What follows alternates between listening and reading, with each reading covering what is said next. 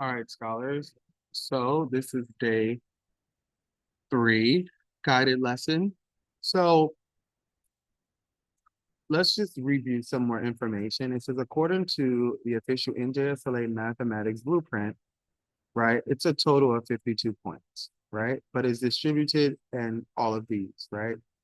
So type 1, which are like short answer, find the point, create histograms, multiple choice. There's 30 points contained to that. So there are 31 point problems. Type 2, there's about 10 points in type 2 problems. Reason for the actual question, you have to give the answer and explain it. Type 3, modeling, which is like 12 points. Basically, you will have like a lot of open-ended problems. Oh, and that's the point value you'll get for those. All right, this means that type 1 and type 3 means together account for 22 out of the 52 total points, which is about 42% of the assessment. So if you don't have those, if you don't have any points there, then most likely you're not going to pass. So you want to make sure you're answering as many as you can of those type 2 and those open-ended problems. So today we're going to break down a type 2 and type 3 problems to feel more confident. All right. So,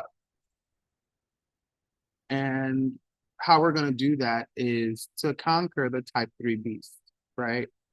Um, a lot of type 3 problems, a lot of people can get scared, but I'm going to hopefully give you some tips and strategies so that you can feel a little bit confident when solving the problem. All right, so here's the type 3 challenge problem. So Ava is designing t-shirts for a school fundraiser. Each t-shirt, it costs $6 to make. She wants to sell the t-shirts for a price that gives her a 40% profit on each t-shirt.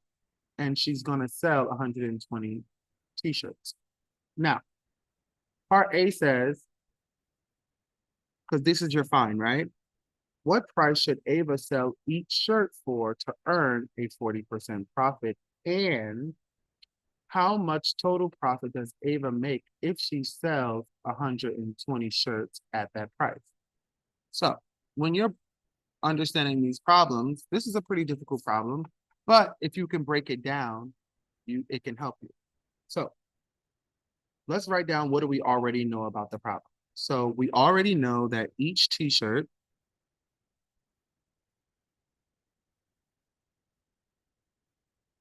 costs $6 to make. We also know that she wants to make a 40% profit on each t-shirt.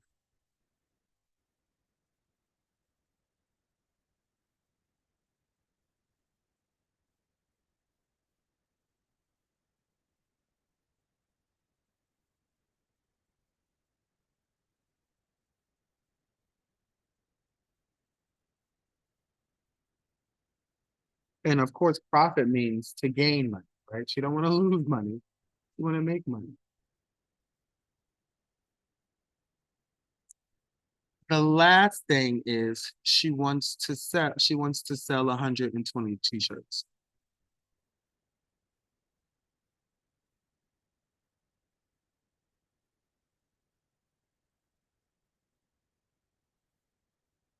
All right. So then you want to break down what is the problem asking for in each part and try to solve it. So what is the problem asking for in part A? It says, what price should Ava sell each t-shirt to earn a 40% profit? So what price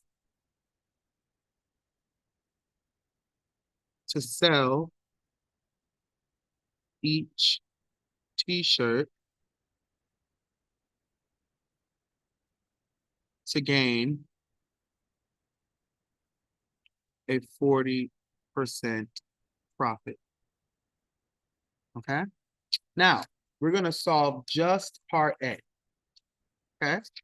So as we know, 40% profit is basically saying like how much money she want to make and 40% on what she buys a t-shirt for. Like when you buy something, right, and then you sell it back to somebody. If I buy something for $6 and I sell it back to some $6, I didn't make or I didn't gain any money because the same amount of money I sold it for is the same amount of money I'm getting back, right? So it's a 0% profit.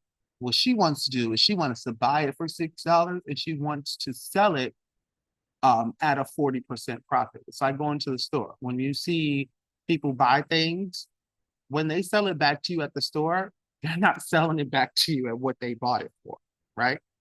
They're selling it back to you at a higher price so that they can make money from it. All right. So what you need to first do is figure out what is 40% of $6. Well, 40% of $6 is you how I show you two ways, right? You could do it one way or you could do a B way. The first way is we know 40% is 40 over 100 times 6 over 1, which means 0.40, right? Because the 0 and 40 ends in the 100 place, times 6. And 40% of 6 is, and this is calculated active, so $2.40. Another way you can look at it is you could say, okay, so we're trying to do 40%, right? 40% of $6. We know that 10% of $6 is 60 cents. 40% would be 60 cents times 4. And 600 times 4 is 2.4. Okay. Now, what does a 40% profit mean in your own words? Well, to me, a 40% profit means that, like, since we know what the 40% is, that means that she wants to gain $2.40 every time she sells a t-shirt. Okay. Now, then you want to ask yourself, what is the selling price of a t-shirt? Well, she wants to sell it at a 40% profit. So you have to include the price that she paid for the t-shirt, which is the $6, plus the profit that she wants to make, which is the 2.40, which is $8.40. So the selling price of one t-shirt is $8.40. If she sells a t-shirt for $8.40, she will make a 40% profit. Okay. Now let's look at talk about part B. And this is why it's good to like break it down. Solve part one first, answer. Solve part two first, answer. If your pacing is showing 15 minutes, then you know you don't have time to go to part B, right? No, if your pacing is showing 8 minutes, right?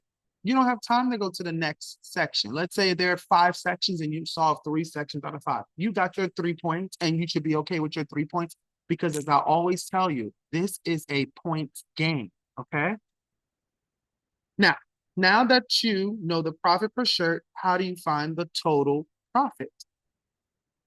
Okay, so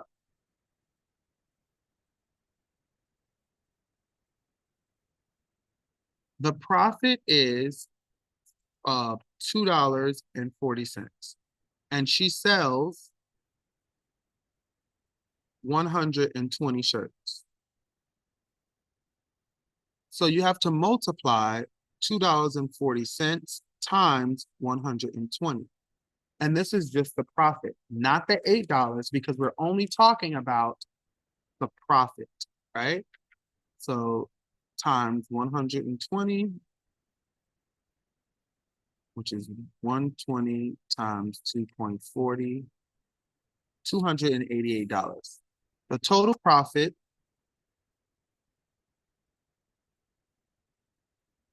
is $288. So you're going to multiply $2.40 times 120 to get $288. Her total profit is $288. So that means when she sells 120 shirts, she also look at it like this. She spent $6 per shirt and she's selling 120 shirts. That means she spent $720, right? Now, she spent $720 to buy all of the shirts, right? However, when she sells it back, she wants to make a profit, right? So I wonder if you could just do this too. Yeah, you could have also multiplied the total amount of money times the 40% to find out what the 40% profit is as well. So now I want you to reflect on this. Did we solve everything at once? Why or why not? What helped us break this down? And what would you tell a friend who is afraid of long questions? And what is your number one strategy for handling type 3 problems? Now, let's look at some type 3 problems. All right. So let's go ahead and do this, right? So here's what we want to make sure we do. We want to read once and then write down what we know. We want to read again and write down what it's asking. Ignore the fluff, right? What do you really need to know to solve? And let's take this one step at a time. All right. So let's get to work. So the diagram shows a number line. As you can see, this is 1/4, 1/2, 3/4, 1 whole. Cool. It says James has a board that is 3/4 long.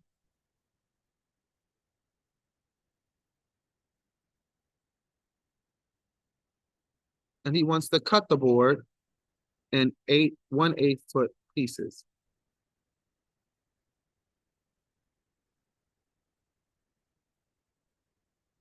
Okay. How many pieces can James cut from the board?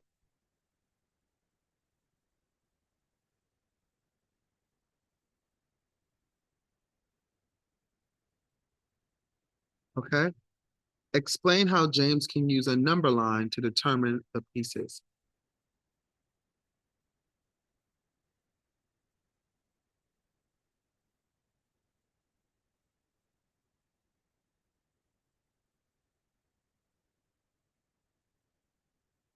Okay. Enter your answer and explanation.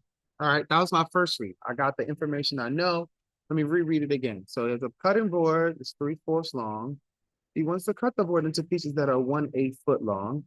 How many pieces can James cut from the board? Explain how he use the number line to determine the number of pieces he can cut from the board. So he has something, so this total is 3/4. He wants to figure out how many groups of 1/8 can total 3/4. So I know I'm dividing by 1/8. Now, things that I've seen people make a mistake as, people know that they can divide 3 by 1, but people thought that they could divide 4 by 8 and get a whole number. No, no, no, no, no, no, no, no, no. You cannot divide a small number by a big number and expect a whole number.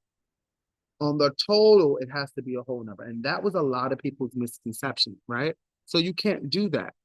So you have to multiply your total. So this means you cannot do that. Multiply your total by the reciprocal. And 3 times 8 is 24. And 24 divided by 4 equals 6. So we can cut 6 pieces. Now, you see what I just did? You got to ask yourself, are you done? No, but we're taking this one step at a time. Explain how James can use the number line. So if we look at it, each fourth has a space in between it, right? And we know that 3/4 divided by 8 is 1/4.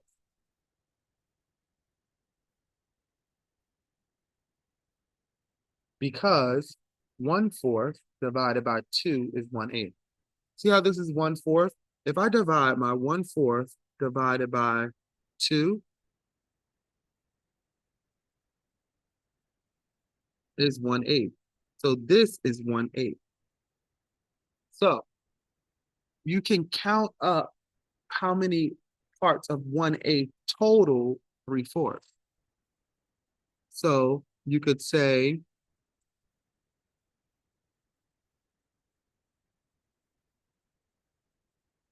how many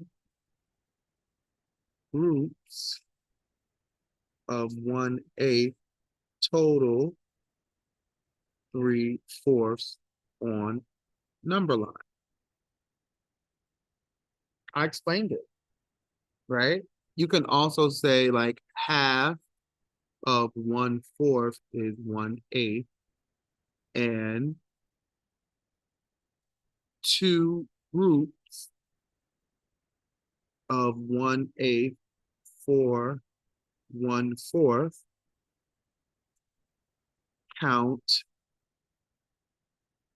8, count 6 times to reach 3/4. Also, like you know, being very specific can also help.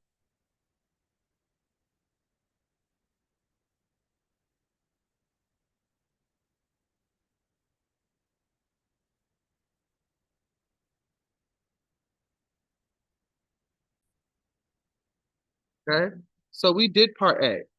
We explained how we can use the number line. Part B says write an equation using division. So I have to write a division equation to represent. Okay, division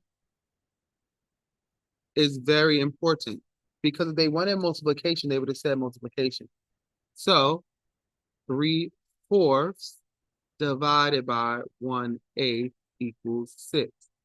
A lot of people said, oh, write an equation. Oh, 3/4 divided by 1/8. What is 3/4 divided by 1/8? Is that an equation? No, that is an expression. An equation has an equal sign and the answer. So then you got all your points. That is 3 points. Okay? So make sure you're doing all of those things. And let's see what we did. We read it once and wrote down what we knew. We wrote what it is asking for. And that's why I put the check marks.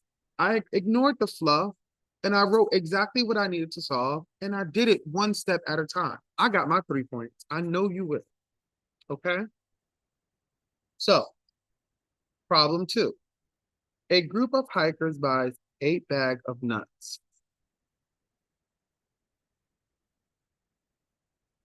Okay, each bag contains 3½ cups.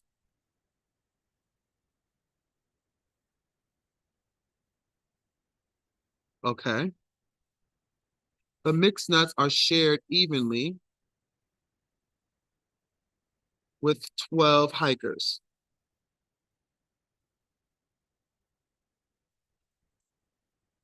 You see what I just did?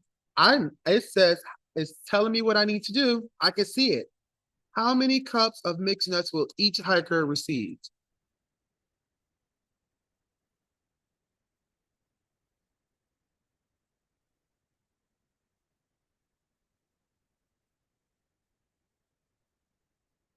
Okay.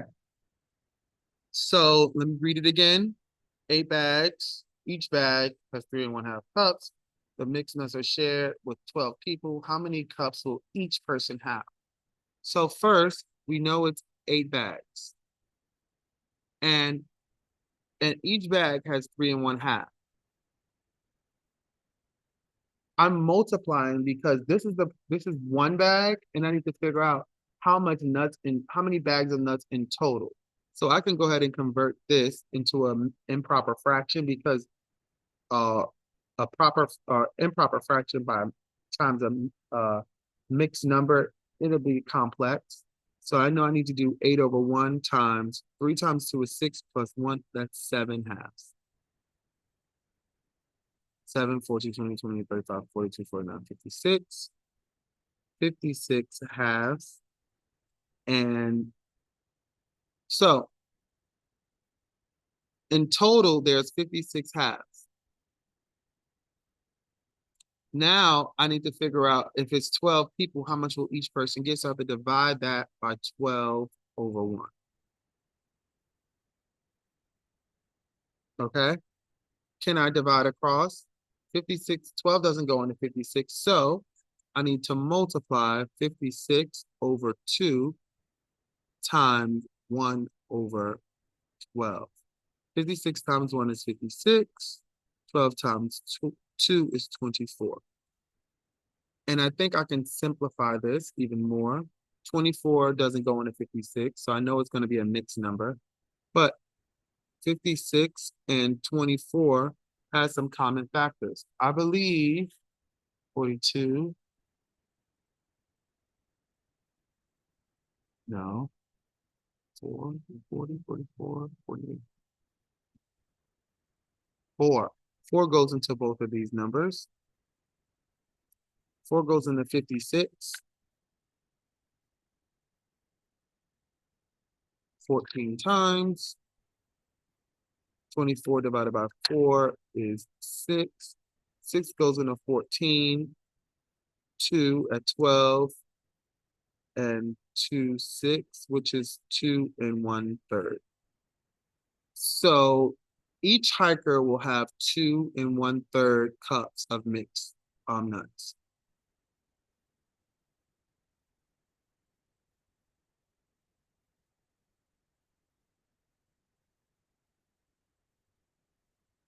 Okay, now let's go to part 2.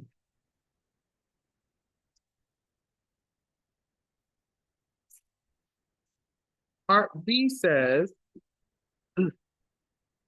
the hikers plan to visit a scenic route. Okay, they will rest after they hike. They will rest after they hike 2 miles.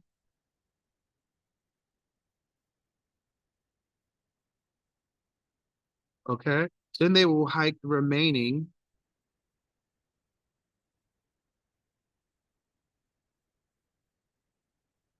means what's left, 1 3/4 miles. The trails used to return is 1/2 shorter.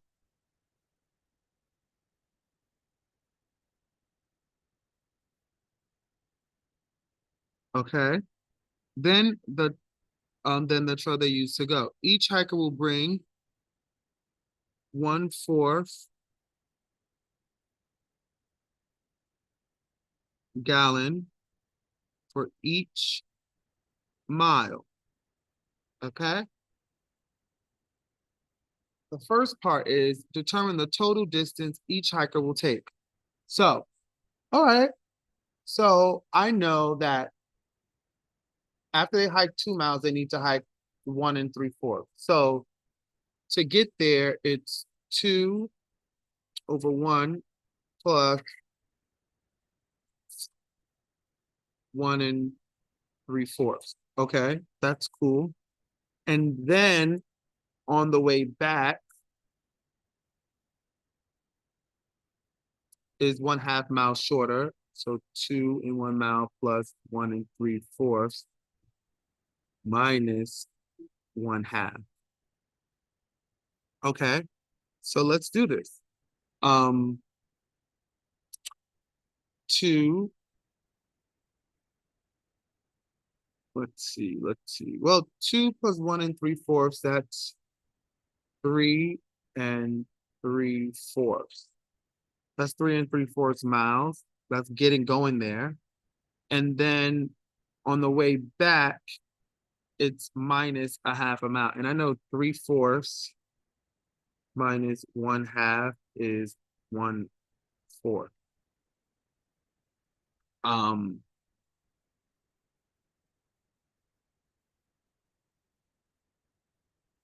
Equals 3 1/4. And then 3 3/4 plus 3 1/4 is, well, 3/4 plus 1/4 is 4/4. So that's total is 7 miles. Okay. So they have a total of 7 miles. Determine the total number of gallons of water each hiker will bring. Well, it's 1/4 a gallon per mile, so it's 7 over 1 times 1 over 4.